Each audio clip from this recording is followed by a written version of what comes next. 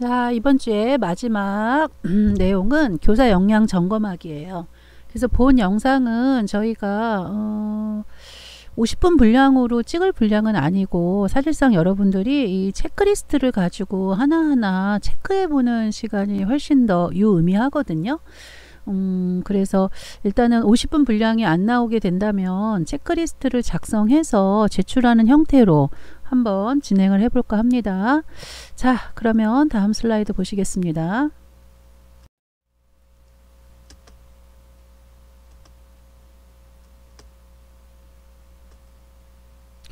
자, 제가 지금 이제 이번 챕터가 교사 역량 점검하기인데 지금 쭉쭉쭉 슬라이드로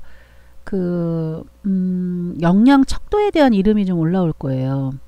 초임교사 역량은 이제 영아반이냐 뭐 유아반이냐에 따라 좀 달라지겠지만 이제 초임교사 역량은 보통 영아반의 초임교사에게 요구되는 다양한 능력 단위 요소에 맞춰서 그 각각 문항에 문항 척도가 있어요. 그 부분으로 구성이 된 것들이고 유아교사 역시 유아 수준에 맞는 교사의 역량. 그리고 저 같은 경우에는 박사 논문으로 만호세반 유초연계 역량을 제가 개발을 했거든요. 그러니까 제가 교사로 일을 해보니까 이 연령마다 교사에게 요구되는 역량은 정말 다릅니다. 0세반 교사랑 2세반 교사가 같은 영아반이라 하더라도 달라요. 요구되는 게. 그 이유는 영아의 어떤 발달 수준의 특성 뭐 이런 게 다르기 때문에 당연히 다른 거고요. 특히 만호세반 같은 경우는 이제 우리가 초등기로 연계 교육을 시켜야 되는데 유치원의 경우에는 이런 유초연계에 대한 부분이 잘 체계적으로 되어 있어요. 이제 학교다라는 말을 많이 하잖아요. 유아학교. 그래서 실제로 2012년에 개발된 누리과정 그 교사 지침서를 봐도 이 누리과정을 왜 도입했냐라는 그 당위성에서 아이들의 인성과 그 다음에 초등의 연계 이 부분을 이 부분을 강화하기 위해서 누리과정을 이제 도입했다라고 하면서도 실질적으로 어린이집 만호세 교사 지도서에는 유초연계 역량 요소가 없었어요. 그래서 제가 워낙 이제 유치원 베이스니까 이거다. 나는 박사 논문으로 이걸 써야겠다. 그래서 제가 이제 유치원에서 개발한, 그러니까 교육부에서 개발한 만호세 그 유초 연계의 요소를 이제 단위 활동으로 가지고 와서 이제 이 역량을 개발을 한 거죠. 그리고 요즘에 이제 놀이 중심이 되면서 유아교사 놀이 민감성의 역량을 척도하는 이런 것도 이제 또 저희 명지대 박사 연구에서는 또 이제 만들어서 이 척도 개발을 했거든요. 그러니까 우리가 역량이라는 게 사실 이것만 있는 게 아니고 이제 다음에 올라오는 거 한번 보세요.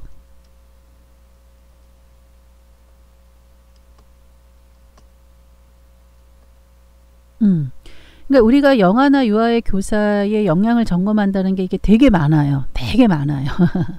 그리고 이제 교수 효능감, 또 영아 교사의 놀이 지원 역량, 지금 후속 연구로 유아 교사의 놀이 민감성 역량을 기반으로 놀이 지원 역량에는 뭐가 필요하냐, 이거를 저희가 지금 이제 척도 개발을 하려고 하고 있는데, 그러니까 이제 앞서 말씀드리는 거는 이제 이런 역량에 대한 개발이 굉장히 현장에서는 요소 다르게 느껴져요. 근데 제가 이제 이번에 한 차씨를 왜 이 강의를 하냐면 일반적인 데에서 연구에서는 효능감, 만족감, 행복감 뭐 이런 거 정도만 보거든요. 근데 이거 뭐 효능감, 만족감이 그렇게 뭐 직무하고는 연결이 안 된다는 거죠. 실질적으로 여러분들의 어떤 전문성을 증진시키기 위한 거는 어떤 능력 단위의 역량이 중요한데 모아만 보육재단에서는 이제 영아반 교사, 유아반 교사, 교차 장학 점검으로 우리가 상호작용이나 교수학습 방법 이런 거를 조금 장학지도 형태로 현장에 가서 평가하고 체크하는 게 있어요. 그러면 이제 모아마 원장님들이 그 많은 교실에서 이 교사를 봐주세요라고 요구하는 교사가 둘 중에 하나겠죠. 그러니까 우리 원을 대표하는 정말 이 사람은 내놓으라는 교사야. 얘 인사고과 반영돼서 상 좀 주려고 얘 좀 봐줘 라는 게 있을 수 있고요. 도대체 이 교사는 매년 인사고과가 하위인데 인사고과가 3년 이상 하위 최저점이면 저희가 해고를 할 수가 있어요. 물론 우리 재단은 해고하는 재단은 아니죠. 근데 이제 그 근로기준법의 규칙을 얘기하는 거예요. 그래서 또 언제 한편으로는 어떤 원장님들은 이제 이 교사 좀 문제 있으니까 이 교사의 문제점을 내가 지적해도 소용이 없으니까 이 교사의 문제점 좀 지적 좀 해줘 라고 해서 입안을 좀 교차장하게 점검을 들어가 주세요 하는 경우도 있어요. 그러면 이제 난리가 나는 거죠. 어떤 난리가 나냐면 이 교사의 이런 요소들을 가지고 이제 지적을 하기 시작하는 거죠. 교차 장악이니까. 예. 컨설팅 장악이잖아요. 그래서 현장에 교사가 와서 이제 다른 현장의 교사를 점검을 해주면서 이제 상호 약간의 경쟁, 예, 건강한 경쟁을 하면서 이제 우리 어린이집이 더 뛰어나다. 그러니까 모함함에도 뭐 140개 넘는 어린이집이 있지만 1,700여 넘는 이제 교사들이 있지만 그 중에서 내가 1위야, 2위야, 3위야. 그래서 이제 상반기, 하반기 이거 딱 이제 서열화해서 인사고과 반영하고 이제 그래서 주임으로 승진하고 원장으로 승진하고 이제 기업이니까 그러니까 그런 프로세스가 진행된다. 이렇게 이해하시면 돼요. 이거는 아주 그냥 아주 기본, 그러니까 아주 그냥 역량으로 봤을 때 이제 제가 앞서 설명드린 모함함의 평가 척도 이런 것도 다 당연히 상호작용 이 부분도 평가제 지표에서 갖고 오는 건데 근데 이제 여기에 있는 거는 정말 아주 귀여운 척도예요. 그러니까 여러분들 한번 요거 11개인데 하나하나 읽어보면서 한번 표시해 보세요. 나는 영유아를 인정하고 존중하며 대화합니까? 에서 이 영유아라고 하지 마시고 친구들 사이에서도 분명히 지금 1조, 2조, 3조, 4조, 5조 친구들이 친한 친구도 있고 친하지 않은 친구들도 있을 거예요. 그래서 내가 나를 생각했을 때 나는 원래 친한 애들하고만 친해. 난 친하지 않은 애들하고는 나는 친하게 지낼 필요 없다고 생각해. 상냥할 필요 없다고 생각해. 이럴 수는 있어요.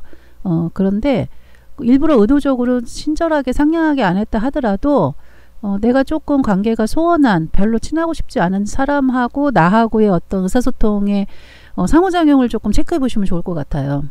그래서 나는 그 사람을 그러니까 예를 들어서 영유아라고 생각하지 말고 그래서 한번 이거 신호등 해보세요. 저는 우리 남편으로 한번 해볼게요. 나는 남편을 인정하고 존중하며 대화합니까? 뭐 yes. 나는 남편이 하는 말을 그대로 받아줍니까? No. 빨간불이에요. 내가 원하는 것만 받아줘요. 나는 남편의 이야기를 끝까지 들어줍니까? 저는 잘 못 듣는 스타일이에요. 그러니까 저는 T하고 J 유형이거든요. ESTJ 유형인데 그래서 저는 끝까지 잘 못 들어주는 그런 좀 단점이 있어요. 그래서 이것도 빨간불. 나는 남편의 표정, 몸짓 표현도 들어줍니까? 네, 좀 들어주려고는 해요. 이건 노란불. 나는 남편의 눈을 맞추고 이야기합니까? 이거는 난 아주 좋아해요. 왜냐면 훈련이 됐어요. 눈높이 맞추는 거는 훈련이 됐기 때문에 눈을 오히려 안 마주치고 말하는 걸 싫어하는 편이니까 이거는 초록불. 나는 남편의 말에 맞장구 치며 추임새를 넣습니까? 요거는 약간 노란불이에요. 제가 왜 말을 끝까지 못 들어주잖아요. 그러니까 경청하고 공감하고 이러는 게 저는 기본적으로 잘 없어요. 그러니까 제 기질을 얘기하는 거예요. 물론 이제 이게 영유하면 당연히 하죠. 직업적인 거니까. 근데 이제 저의 기본적인 기질을 가지고 여러분들이 한번 체크해 보라는 거죠.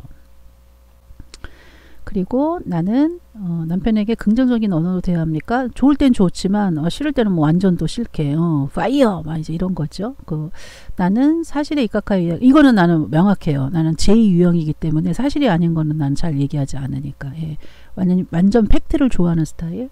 피곤한 존재죠. 남편이 저를 생각했을 때는 아주 피곤한 여자예요. 그쵸? 나는 남편의 행동을 즉각적으로 칭찬. 이건 잘해요. 또 직업적으로 트레이닝이 돼 있거든요. 그러니까 간호사 선생님 좋아한다잖아요. 잘했어요. 칭찬해 주니까. 자, 그리고 마지막으로 나는 남편에게 힘이 되는 응원의 말을 해줍니까? 잘 해줘요. 왜냐면 남편을 잘 섬겨야 여왕처럼 산다고 그래서 여왕이 되기 위해서 목적을 가지고 섬기는 거죠. 제가 여러분들의 조금 이해를 돕고자 저는 남편으로 이렇게 집어넣었는데 여러분들의 기본적인 기질을 이해하려면 친한 친구한테 하는 거 말고요. 왜냐면 그건 소셜 스킬이 이미 능수능란하게 잘 적용되는 거잖아요. 학교에서 잘 안 친한 친구들한테 내가 그 친구를 어떻게 대했는지를 생각하면서 제가 왜 뭐 저 빨간불이에요 하고 인정했잖아요. 그러니까 내가 나의 수준을 정말 빨리 알아채는 게 되게 중요해요. 왜냐면은 이제 이거보다 더 디테일한 것들이 뒤에 나오는데 그 디테일한 것을 가지고 이야기를 했을 때 나는 참 기질적으로 이게 어려워 라는 부분은 정말 우리가 깊이 있게 생각해야 된다는 거죠. 그러니까 나는 그냥 한 3년만 현장 경험 쌓고 이게 발판이 되어서 뭐 이제 복지나 아니면은 나는 이제 상담 쪽으로 가야 돼. 아니면은 이제 저희 재단에도 연구원으로 들어올 수 있으니까 난 석사 하면서 나는 연구원으로 들어갈 거야. 난 행정적인 일을 할 거야. 이런 걸 빨리 잡을 수가 있는 부분이죠. 그래서 상호작용을 체크하는 거, 역량을 점검하는 건 굉장히 중요합니다. 그러나 여러분들이 이 어렵게 자격증을 취득했다면 현장의 3년 기본은 아주 이거는 그냥 우리가 처음에 옷을 입을 때 이너웨어를 입는 것처럼 아주 기본적인 거예요. 그래서 여러분들이 어렵게 졸업을 하신다면, 중간에 포기 안 하고 하신다면 무조건 나는 3년을 경력을 쌓을 거다라는 목표를 가지고 입사를 하는 게 굉장히 중요하다는 거죠. 다음 슬라이드 보시겠습니다. 이번 슬라이드는 조금 쪼개져 있어요. 조금 아까 거 신호등에 비해서 우리 재단 것만큼 디테일하진 않지만 저희 재단 슬라이드는 보기도 싫을 거예요. 막 깨알 같은 글씨가 있어서 한눈에 봐야 되기 때문에 제가 일부러 슬라이드를 좀 촘촘히 준비를 했고, 요거 같은 거는 제가 조금 쪼개서 넣었는데 요거는 한번 들어보세요. 민감하게 놀이한다라는 거는 민감성, 아까 제가 첫 번째 슬라이드에서 민감성, 유초연계 역량, 놀이 지원 뭐 이렇게 다양하게 쪼갰잖아요. 그런 거랑 연결되는 거예요. 그거에 해당되는 역량에 대한 문항 척도를 보면 전체 7가지로 되어 있어요. 그리고 이제 점수표는 5점 리커트 척도고, 이제 아닌 거는 1점이고 매우 그런 거 높을수록 점수가 높다라고 생각하시고요. 사실은 이게 중심의 오류화라고 그래서 에이 모르겠다 하면은 3 하는 경우가 있거든요. 이게 제일 나쁜 체크리스트를 체크하는 방법이에요. 사실은 이거를 명확하게 알고 싶으면은 조금 그런 거 같으면 전혀 아니다. 뭐 그런 거 같아. 그러면 3점. 난 정말 그렇지 라고 하면 5점. 그래서 1, 3, 5로 주면은 완전 극단적인 인간형으로 나타나거나 아니면은 이도저도 아닌 약간의 중의적인 그런 부분으로 나타나는 오류들이 있긴 해요. 그럼에도 불구하고 여러분들이 만약에 이렇게 간편하게 그러니까 이거를 중점적으로 막 집중해서 정말 이렇게 분위기도 갖추고 정말 검사다운 검사를 할 때가 아닌 이렇게 간이식의 셀프 검사일 때는 그래도 성향 파악을 해보자 라고 한다라면 그냥 이렇게 중심화 오류 없이 그냥 1, 3, 5 이렇게 딱 평정하시는 게 사실은 제일 정확할 수도 있어요. 우리가 민감하다는 역량은 뭐냐면은 애들의 표정이나 몸짓을 보면 얘가 놀이하고 싶은지를 아는 거예요. 그러니까 우리가 아까 2교시 시간에 마지막 영상 한 5분, 6분짜리 하나 봤잖아요. 그 영상에서 보면은 그 처음에 멈추고 싶은 애가 이제 선생님은 너 멈추고 싶구나, 너는 올라가고 싶구나 막 이렇게 얘기는 했어요. 근데 그게 분명히 애가 놀이의 요구가 있었거든요. 근데 저는 제가 분석했을 때 선생님이 그 요구를 사실은 잘 받아준 게 아니에요. 왜냐하면 선생님의 발문을 듣지 마시고 선생님의 표정을 보세요. 물론 촬영 중이니까 선생님이 좀 긴장한 것도 있는데 선생님이 말은 끊임없이 해요. 대본에서 숙지시켰고 이런 상황으로 할 거다라고 했고, 그 놀잇감도 애들한테 친숙한 게 아니고 애들한테 그 놀잇감을 최초로 좀 흥미있는 놀잇감을 준 거예요. 그 상황이 다 보여지거든요. 그러면서 이제 교사의 눈을 보면은 눈은 안 웃고 있거든요. 그러니까 놀이에 아직 풍덩 빠진 게 아니에요. 그러니까 내가 무슨 말을 해야지 이 부분을 몇 번 촬영을 통해서 이제 선생님이 그러니까 그렇게 이야기하는 걸 상황적으로 찍어서 우리가 교육용 자료로 만든 거기 때문에 그렇죠. 그러니까 정말 자세한 상호작용은 자연스러운 상호작용은 아니지만 중요한 거는 몸짓을 보고 아이들의 놀이 요구를 아는 거, 이게 민감하다는 거죠. 그리고 이제 그 아이들이 하는 말이나 행동의 의미를 이해하는 거. 그러니까 1번하고 2번이 사실 같은 내용이잖아요. 그러니까 표정이나 몸짓을 보고 놀이하고 싶은지 의도를 알아채는 게 결국은 의도를 알아챈다라는 게 이해하는 거거든요. 그래서 민감하다는 거는 우리가 쉽게 딱 보고 아는 거고 본 것을 해석할 수 있는 거. 2번 항목이 그런 의미인 거죠. 그리고 이제 관심이 있거나 놀이가 무엇인지를 아는 거. 그러니까는 미애는 뭘 좋아해, 뭐 지선이는 뭘 좋아해, 이런 부분은 이제 교사가 아는지, 이런 부분이 민감성이고요. 그다음에 이제 놀이 중에 이제 기분이 안 좋은 거. 이걸 아까 우리가 2교시에 봤던 그 영상에 그 선생님이 옆에서 쭈그리고 있는 애가 자꾸 눈을 비벼요. 그러니까 내가 볼 때는 졸려. 걔가 재미가 없고 지금 뭔가 아니면은 이 아이가 아토피가 있거나 둘 중에 하나예요. 그래서 선생님이 긁으면 안 돼, 아파, 이런 표현을 하시더라고요. 그러니까 둘 중에 하나인 거예요. 지금 이제 아이들의 신체적인 리듬은 조금 피곤하고 졸리고 쉬고 싶은데 이 영상 촬영이 조금 지속됐기 때문에 아이들의 표정에서 은근히 나타날 수 있는 것도 있을 수 있고, 아니면 아이들이 아토피가 있어서 정말 그 아이가 이렇게 뭔가 건조할 때 긁는 행동이 자주 나온다 이런 거죠. 그래서 놀이할 때의 아이들의 표정을 보면 그 기분 변화를 알 수 있는 것도 민감성에 해당되는 거죠. 그리고 이제 놀이할 때 영아가 나에게 무엇을 원하는지, 그러면 이거는 두 번째랑 연결이 돼요. 의미를 이해하고 그 의미가 역할이나 도움이나 반응을 요구하는지 이걸 알아채는 거죠. 그리고 이제 여섯 번째는 그냥 조용히 지켜보는 거죠. 그러니까 때로는 우리가 놀아주어도 되지만 그냥 그런 아무런 상호작용 없이 가만히 지켜보는 것도 되게 의미 있는 거예요. 왜냐면 민감하게 지켜보는 거니까. 그래서 선생님은 아이들을 놀이할 때 끊임없이 떠드는 것도 필요해요. 그러나 가만히 지켜보는 것도 민감성에 해당된다. 이렇게 이해하실 수가 있겠습니다. 그리고 영유아가 어떤 놀잇감을 고를 때 그것을 가지고 무슨 놀이 하는지를 안다라는 거. 아, 얘는 이 블럭을 선택했으니 무슨 놀이를 하겠구나 라고 알아채는 거. 자, 그 다음 슬라이드 보시겠습니다. 자, 그래서 아까 민감하게, 그 다음에 반응적으로, 그 다음에 놀이에 참여하기, 이렇게 세 가지로 요 요소가 되어 있어요. 근데 요 정도의 요소라면은 되게 간단한 요소라고 우리가 볼 수 있다라는 거죠. 제가 민감하게 부분을 자세히 설명을 했으니 여러분들은 이제 나머지 부분을 한번 이제 우리가 문항을 읽어보면서 제가 설명하지 않아도 문항을 잘 이해할 걸로 이해하면서, 아까 제가 문항 척도를 어떻게 이해해야 되는지에 대한 부분을 좀 자세히 설명을 드린 거고요. 이번 슬라이드는 간단히 8번부터 21번까지 읽으면서 진행하겠습니다. 반응적으로 논다라는 것은 교사의 반응성을 확인하는 건데 8번부터 14번까지가 이것에 해당됩니다. 그래서 반응적으로, 반응성 있는 교사의 역량은 놀잇감을 스스로 선택하고 존중하고 기다려줘야 되고, 그리고 영유아를 쳐다보면서 놀아야 되고요. 그 다음에 영유아가 놀이할 때 흥미를 보이는 대상에 관심을 기울이면서 반응을 해야 되고요. 그리고 영유아가 놀이를 하면서 도움을 요청하면 도와주거나 스스로 할 수 있도록 도와줘야 돼. 교사가 지원해야 된다는 거예요. 그리고 교사는 영유아가 놀이를 하는 말이나 행동에 긍정적인 말로 지지를 해주는 거죠. 칭찬하기, 공감하기, 격려하기. 격려하기는 이렇게 보면 어떨까, 저렇게 하는구나 라고 이제 인정을 해주는 거라면, 칭찬은 그 아이의 행동에 대해서 직접적으로 언급해서 그것이 강화될 수 있도록 해주는 게 조금 다르다는 거. 과정을 중심으로 할 거냐 결과를 중심으로 할 거냐가 구분된다는 거. 격려는 과정을 칭찬해 줄 때 쓰는 수 있고, 칭찬은 그 결과에 대해서 강화할 때 쓸 수 있는 말이다라고 이해하시면 돼요. 그리고 교사는 영유아가 놀이에서 보여주는 신호, 얼굴 표정, 동작, 의성어, 표현 등에 대해서 반응하려고 노력하고 있는지, 그리고 영유아가 놀이할 때 내 목소리, 교사의 목소리나 행동을 영유아 기분에 맞춰주는지, 이 부분을 우리가 교사의 반응성으로 본다. 반응성에 대한 역량이다. 이렇게 요약하시면 되겠습니다. 즐겁게 놀이하기란 15번부터 21번까지의 문항에서 살펴볼 수 있는데, 놀이에 참여하는 교사의 놀이 참여성이라고도 한다. 영유아와 집중해서 논다. 즐기는 놀이라면 내가 익숙하지 않아도 관심을 갖고 함께 놀아준다. 눈높이, 아이들의 수준에 맞춰서 적극적으로 논다.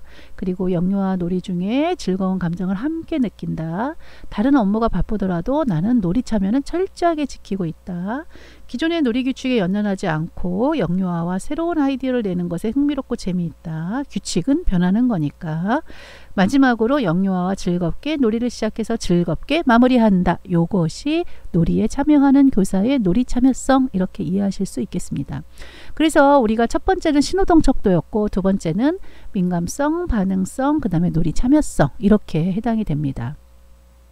그리고 다음 슬라이드에 보시는 건 아주 깜짝 놀라실 거예요. 빽빽해서. 그런데 빽빽해서 이 부분에 대해서 한번 해볼게요. 해볼게요. 네, 다음 슬라이드 보시겠습니다. 자, 이게 이제 모아맘 교차 장학 때 쓰는 상호작용 척도예요. 요게 두 개의 척도로 뭐 되어 있는데, 그 중에서 2분의 1쪽. 그래서 이런 슬라이드를 제가 이제 전체적으로 영화반 거는 4개를 보여드릴 거고, 그리고 유아반 거는 좀 중복되는 게 있어서 전체적으로 4개지만 그 중에서 중복되는 것도 있기 때문에 그냥 두 쪽만 형식적으로 설명을 드릴 예정입니다. 그리고 앞서 설명드린 것처럼 지금 제시한 신호등은 그냥 너무 간단한 우리가 조금 이제 적응을 위해서 제가 제시한 거고요. 그 놀이성, 민감성, 놀이 참여성 보는 척도나 아니면 영화반 척도나 유아반 척도나 이 세 가지 중에 하나를 선택해서 여러분들이 체크리스트를 해보는 거, 요런 거를 좀 활동 과제로 좀 낼게요. 안 내고 싶었는데 부득이하게 이거를 뭐 제가 계속 얘기하는 게 유의미하지 않으니까 여러분들이 체크를 해보면 좀 어떨까 이런 생각을 좀 해봤어요. 자, 자율성, 개별적 상호작용, 개별적 주의와 눈맞춤, 즐거운 표정과 언어, 요구와 질문에 대한 적절한 반응, 긍정적인 방법의 상호작용은 다음 슬라이드에서 할게요. 자율성이라는 건 뭐냐면은 이제 영유아기 아이들은 특히 이제 여기서는 영아반 체크리스트니까 뭔가 이제 의도적으로 본인이 스스로 하려고 하는 게 있어요. 그 부분을 기다려주는가 이거를 보는 거죠.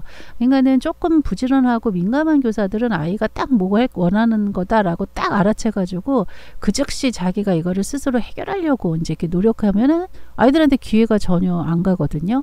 그래서 첫 번째는 이제 영아가 스스로 먹어보려는 행동에 서툴더라도 허용해주고 격려한다. 두 번째는 음식을 흘리거나 물을 쏟는 등 영아의 행동에 자연스럽게 대처하여 긴장감을 느끼지 않도록 한다. 세 번째는 영아가 음식을 스스로 잘 먹었을 때는 칭찬과 격려의 말을 행동한다. 이렇게 요약하고요.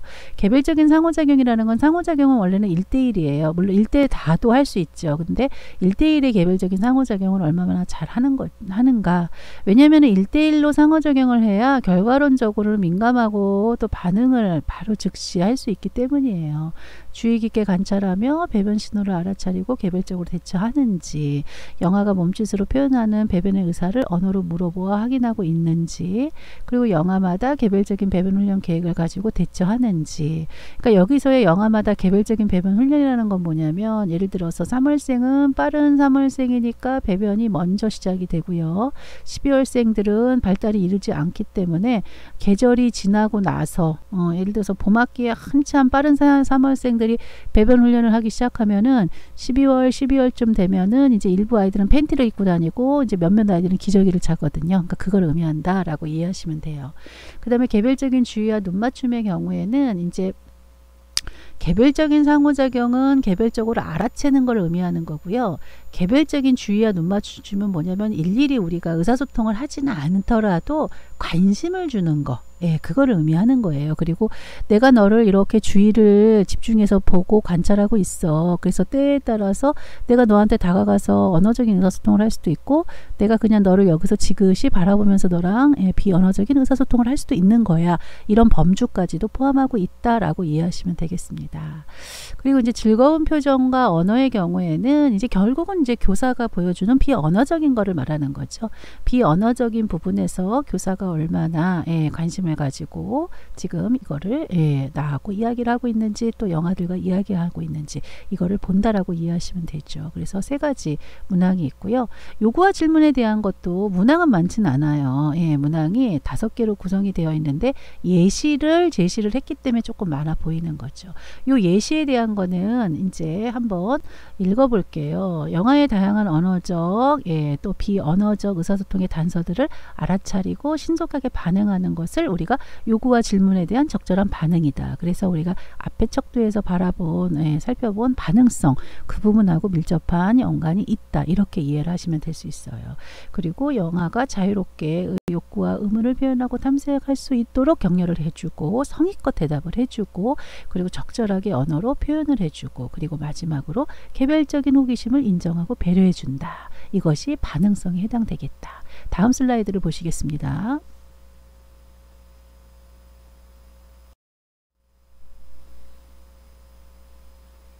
자, 이제 영아반 상호작용 전체적으로 우리가 슬라이드 살펴보는 것 중에 4개의 슬라이드 중에 두 번째예요. 그러니 얼마나 모아맘에서 촘촘하게 교사의 질적인 부분을 역량으로 점검하고 있는지 갑자기 입사하기 싫죠. 근데 이거는 모아맘의 규칙이 아니에요. 평가인증. 우리가 앞에 막 이제 7-1, 1교시, 2교시 막 살펴봤던 내용 슬라이드 쭉쭉쭉 넘어갔지만, 그 쭉쭉쭉 슬라이드 넘어갔던 거를 우리가 하나하나 항목으로 이렇게 리스트업 한 거다라고 이해하시면 돼요. 그래서 결국은 모아맘을 입사 안 한다고 해서 이거를 피해가는 게 아니라, 대한민국은 지금 현재 모든 어린이집이 아래와 같은 지표로 교사를 관찰하고 있다. 이렇게 이해하시면 돼요. 자, 우리가 이제 요구와 이제 질문에 대한 거는 앞선 슬라이드에서 살펴보았고요. 이제 긍정적인 거, 그 다음에 또래 협동 나누기, 긍정적인 정서인데, 사실은 이제 영아에게서 또래 협동 나누기가 나타나겠어? 나타나요. 언제 나타나냐면 만 2세 정도 되면 그때부터 또래를 알기 시작해요. 아이들이 또래를 안다라는 건 우리가 어떻게 이야기를 하냐면, 내가 나를 미애라고 부르면은 내가 나에 대한 자아 개념이 없는 거예요. 근데 내가 내 거라는 거나 혹은 나라고 하거나 내가라고 내가 만약에 말을 하잖아요. 그러면 얘가 자아 개념이 있는 거예요. 자아 개념이 있잖아요. 그러면 이 아이들은 또래 관계를 인지하기 시작하는 거예요. 아이들은 나를 알고 너를 알고 이게 같이 진행이 되는 거거든요. 그래서 긍정적인 방법으로 행동을 지도한다라는 거는 이제 전체적으로 5개의 척도가 있잖아요. 그러니까 요거는 영아에게도 굉장히 이거는 다 공통으로 들어가는 거죠. 그래서 교사는 언어적 신체적으로 수용하고 자주 격려하는 모습을 보여야 되고요. 최소한의 규칙을 정하고 일관성 있게 일관성을 유지하는 게 굉장히 중요합니다. 그리고 최소한의 어떤 규칙을 정한다는 건 뭐냐면은, 적어도 너하고 나의 관계에서는 이 정도의 이제 이 정도의 간격이 있어, 요 정도의 선이 있어라는 거를 선생님이 일관성으로 이제 행동을 하셔야 아이들도 그거를 알아채면서 서로 코드를 맞추는 거거든요. 그리고 이제 또래를 때리는 것 같은 이제 문제 행동이라고도 하고, 우리가 부적응 행동이라고 하죠. 이런 것이 나타날 때도 이제 인내심을 가지고 대해야 된다는 거죠. 그러니까 이 인내심을 가지고 대하는 것이 그 위에 있는 일관성하고 유지된다는 걸로 이해하시면 돼요. 그리고 문제 해결 과정에서 온화한 모습과 마음의 평온을 유지한다.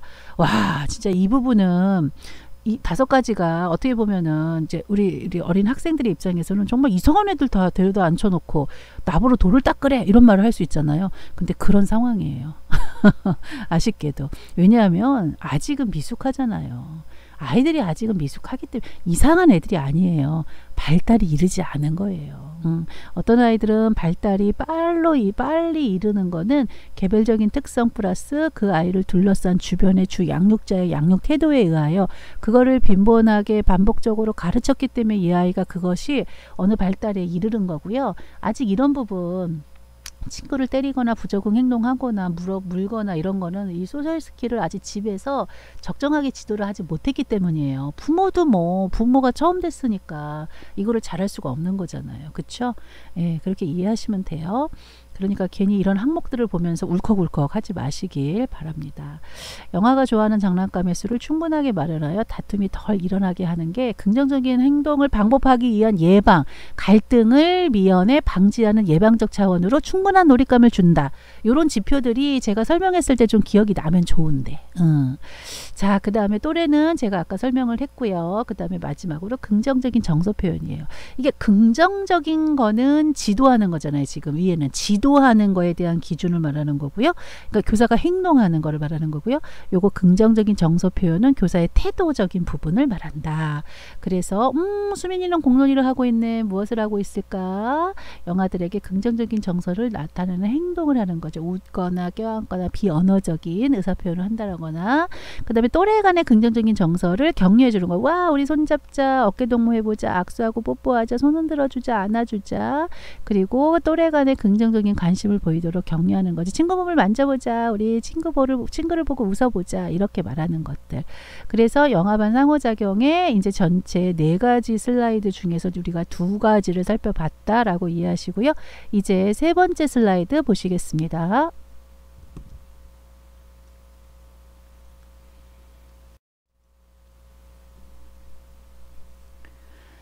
자, 이제 3번째는 이제 교사가 놀이에 참여하는 거예요. 그러니까 아까 민감성, 반응성, 참여성은 이렇게 복잡한 것들 중에서 일부만 간단 검사로 발췌해 놨구나, 이렇게 이해하시면 돼요. 그래서 놀이에 참여하면서 그 밑으로 연결되는 거예요. 놀이에 활성화를 시키고 놀이를 확장한다, 이런 의미죠. 그리고 나서 적절하게 개입을 한다, 이제 이 부분까지 포함을 하는 거죠.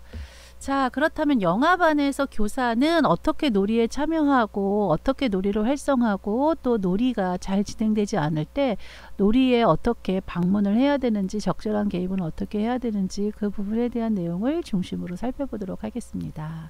첫 번째 놀이 참여는요, 아이들에게 놀이 대상자, 놀이 상대자로 참여하는 거예요. 얘들아, 나하고 같이 놀자.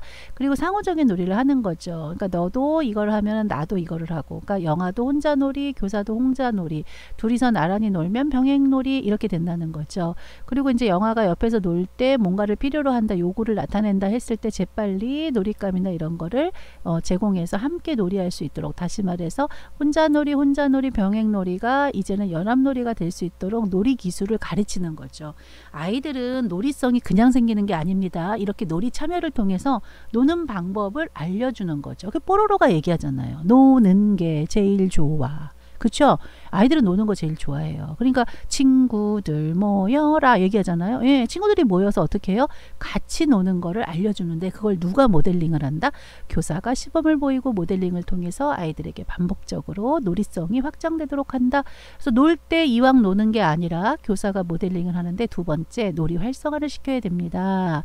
그러니까 아이들의 놀이를 절대 그 타이밍을 놓치면 안 돼요. 그리고 적절한 시기에 도와주는 것이 필요하다는 거죠. 그리고 이 아이들이 계속 놀아요. 어제도 놀고 오늘도 놀고 또 놀고 또 놀아요. 그런데 그 놀이의 의미는 다 달라요. 그러니까 블럭을 나열한다고 해서 이게 그냥 단순하게 블럭 옆에 블럭을 놓는 게 아니라는 거죠. 아이들이 그 블럭을 나열하는 것조차도 굉장히 거기에는 의미가 있기 때문에 교사는 놀이에 참여를 하고 놀이의 흐름을 따라가고 놀이를 반복적으로 놀이할 때 그거를 인정해주고 격려해주면서, 예를 들어서 이것만 하지 말고 또 다른 활동도 해보자라고 병행놀이를 하면서 놀이를 제한하는 것까지가 연결되는 거죠. 그러니까 이게 어떻게 보면은 이렇게 셀을 나누고 칸을 나누긴 했지만 이게 굳이 구분되나 이렇게 싶기도 해요. 그래서 사실은 놀이 참여나 놀이 활성이나 적절한 개입은 사실은 이렇게 점점점으로 표현해도 다 되는 것들이죠. 왜냐하면 이것들이 다 동시다발적으로 이루어져요. 이유는 함께 놀이하는 아이들이 한 명이 아니라는 거죠. 우리 교실에는 다수의 아이들이 있다는 거죠. 그 아이들은 다 원령이 다르다는 거죠. 같은 날 같은 시간에 같은 부모에게 태어난 아이들이 아니라는 거죠. 하물며 쌍둥이도 같은 시간 같은 부모에 태어나서 같은 환경에서 양육이 됨에도 자기 기질에 따라서, 타고난 기질에 따라서 모든 게 다른데, 하물며 모두 다 다른 영아들이 복수로 모여서 다수의 아이들이 나타날 때 이게 동시다발적으로 당연히 나타날 수 있는 것들이죠. 왜? 발달도 달라요. 양육 태도도 달라요. 이 아이들이 사회문화적 배경도 다 달라요. 아이들의 기질도 달라요. 그렇기 때문에 아이들이 반응해내는 발달의 단계도 달라요. 놀이의 특성도 다 다르니 이 안에서 때로는 놀이에 참여하고 때로는 놀이의 활성화를 시키고 때로는 적절한 개입을 하면서, 그래서 이것은 일맥상통한다라고 이해를 하시면 되겠습니다. 그리고 이제 뭐 놀잇감을 제공하거나 교사도 즐기는 거는 놀이 활성화에 이제 포함이 되고요. 적절한 개입을 한다라는 거는 이제 충분한 놀잇감을 만들어서 놀이가 상황이 일어날 때 이게 좋은 긍정적인 놀이가 될 수도 있고 부정적인 놀이가 될 수도 있다는 거죠. 그래서 혹시나 부정적인 놀이가 돼서 다툼이 일어나거나 다툼이 예를 들어서 발생을 이미 해버렸을 때에는 일관된 규칙을 적용해서 일단은 친구들을 분리하고 A 얘기를 들어주고 B 얘기를 들어주고 A한테 물어봐요. 어떻게 하면 좋겠니? B에게 어떻게 하면 좋겠니? 근데 아이들의 이 부정적인 감정은 어떻게 하면 좋겠니? 라고 경청하고 들어주는 상황에서 다 해소가 돼요. 아무 일도 없었듯이 그냥 놀면 돼요 하고 다시 놀게 됩니다. 그래서 교사의 이 적절한이라는 게 뭐냐면 타이밍이에요. 이 타이밍을 놓쳐가지고 이제 물어뜯거나 손톱으로 긁었어. 아, 이러면 좀 달라지지요. 상황은 네가 어떻게 했으면 좋겠니? 라는 말이 안 나오죠. 교사 입장에서는. 왜 그랬어? 그러면 안 된다고 했잖아. 또 그랬어? 막 이제 이러면서 선생님도 갑자기 스트레스 지수가 높아진다. 그래서 우리가 항상 이 적절한 개입이라는 거에 대해서는 정말 선생님들이 놀이할 때는 무엇보다도 아이들의 안전지도가 최우선돼야 된다. 두 번째, 내 업무와 놀이 중에서 놀이 참여가 우선이 돼야 된다. 이 부분을 생각하셔야 된다는 거죠. 그래서 우리가 아까 두 번째 척도에서 놀이의 참여성을 보는 거에서 나는 다른 일보다 최우선으로 놀이에 참여하려고 노력한다. 이 부분. 이게 정말 중요하다는 거죠. 교사가 그만큼 놀이에 참여하려는 의도가 있어야 교실의 놀이는 활성화되고, 교실에서 놀이가 계속 연장되고 흐름이 끊기지 않으려면 교사의 상호작용이 계속 연장돼야 되고 이렇게 이해하시면 되겠습니다. 그리고 마지막으로 자율적인 해결. 이 문제를 어떻게 자율적으로 영아인데 어떻게 자율적으로 해결해요? 영아는 해결 못하는 거 아니에요? 해결할 수 있어요. 누가? 만이세는 돼요. 예. 만이세가 영아반에 해당되기 때문에 이제 0세 1세는 이게 안 나타나면 이제 우리가 이거는 나타날 수 없는 거라고 제외를 합니다. 그러나 만이세에서는 충분히 나타날 수 있는 것이다 라고 이해하시면 돼요. 그래서 다툼이나 분쟁이 진행되었을 때는 영아에게 서로의 입장을 말하여 알려준다. 그리고 공격한 영아에게 자신의 행동의 결과를 이해할 수 있는 말로 알려준다. 이렇게 이해하시면 되겠어요. 그리고 하나가 더 있는데 슬라이드가 아래 가려서 안 보이네. 그런데 이 부분은 자율적으로 해결한다는 건 뭐냐면은 충분히 아이들이 자기의 불편한 감정을 이야기하도록 들어주는 것도 자율적 문제 해결의 하나가 될 수 있다. 이렇게 이해하시면 되겠습니다. 자, 이제 영아반의 네 번째 슬라이드 중에서 마지막 네 번째 슬라이드 다음 장에서 보시겠습니다. 자, 이제 자율적 문제 해결 이제 앞에 슬라이드에서 살펴보았고요. 시간이 벌써 35분이나 되네. 이거 조금 잘라서 여러분들이 직접 체크리스트 해보는 게 좋은데 조금 제가 내용을 좀 줄여 볼게요. 이게 그냥 50분 강의 듣는 것보다 그래도 여러분들이 한 줄 한 줄 읽으면서 동그라미 X 좀 해보는 것도 좀 좋거든요. 교수법의 효과적인 사용은 이제 어떻게 보면은 이제 상호작용은 끝난 거예요. 상호작용은 아까 자율적 해결에서 끝난 거고, 상호작용 점 찍고 교수학습, 이 부분에 대한 게 자율적인 교수법을 쓰는 것과 동기 유발과 호기심 장려하는 거, 요거에 해당되는 거예요. 내용을 간단하게 읽어보면은 적합한 질문을 한다. 그 다음에 제안을 수용한다. 그리고 발달의 수준을 고려해서 선생님이 이제 지도를 한다. 영아의 다양한 반응이 나올 수 있도록 확산적인 질문, 개방적인 질문을 한다. 그리고 교사가 자유롭게 탐구할 수 있도록 기다려준다. 이제 이런 것들이 해당이 되는 거죠. 동기 유발과 호기심을 장려한다라는 건 뭐냐면 탐색을 시도한다라는 거를 이제 영아가 충분히 탐색을 시도할 때 같이 옆에서 북치고 장구치고 해주라는 거죠. 그러면 계속 동기가 계속 유지가 되는 거고요. 그리고 그 기회를 오히려 자발적으로 참여할 수 있는 기회를 많이 제공해 주라는 거죠. 그리고 자료를 추가적으로 제공한다는 건 놀이 자료를 제공한다라는 뜻이고요. 마지막으로는 영아의 발달 수준보다 높은 해결이 요구가 될 때는 호기심을 침해하지 않는 범위에서 제안하고 설명해 주는 것이 필요하겠다. 이렇게 요약을 하실 수가 있겠습니다. 다음 슬라이드 보실게요. 그러니까 유아반도 굉장히 이렇게 촘촘한데 이러기로 할게요. 일단은 이제 강의 슬라이드는 여기서 한 장, 두 장 이제 정도 남았는데 그냥 눈으로만 보시고 그 다음 슬라이드 볼게요. 그러니까 이런 형식으로 비슷해요. 영아냐 유아냐 이제 비슷하고 내용도 비슷하기 때문에 제가 지금 진행하고 싶은 거는 뭐였냐면 이 마지막 그냥 유아반 거는 여러분들이 직접적으로 체크리스트 해서 이 부분에 대한 거를 수행 활동으로 해보는 거. 이게 역량이라는 게 강의로 듣는 것도 좋겠지만 그래도 한 장 정도 출력해서 여러분들이 동그라미 X 해서 이거를 제출하면 좋겠다라는 게 제 의견입니다. 물론 여러분들에게 50분 강의를 해주고 그냥 그걸로 그냥 학습 활동 안 하면 좋겠지만 이 역량은 그렇지 않아요. 역량은 여러분들의 누구에겐가 점검을 받을 때 이런 것들이 중요하다 라는 부분이기 때문에 그래서 제가 유아반 체크리스트는 제출할 수 있도록 마련해서 진행을 할게요. 다음 슬라이드 보세요. 네, 유아반은 우리가 자세하게 살펴보지 않았으니까 제가 체크리스트를 다운받을 수 있게 해드릴게요. 그리고 다운받은 다음에 여러분들이 동그라미, 세모, 네모를 하세요.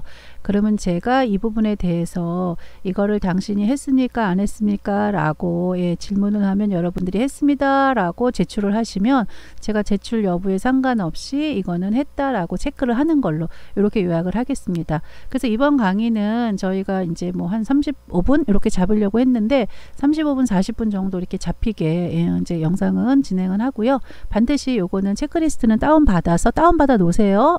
다운받아 놓으시고 한번 여러분들이 수기로 직접 이렇게 동그라미 X 해보세요.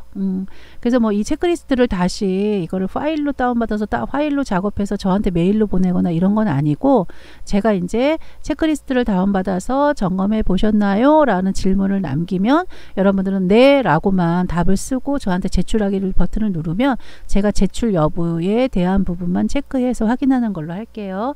체크리스트는 좀 그러니까 다운받아 놓으시면 도움은 되실 거예요. 나중에라도 이게 모함한 코스잖아요. 그러니까 미리 여러분들을 평가하는 평정 척도를 좀 알면 좋지 않겠어요? 네, 그럼 이제 다음 슬라이드에서 제가 마무리하는 멘트 남기고 영상은 마무리하도록 하겠습니다.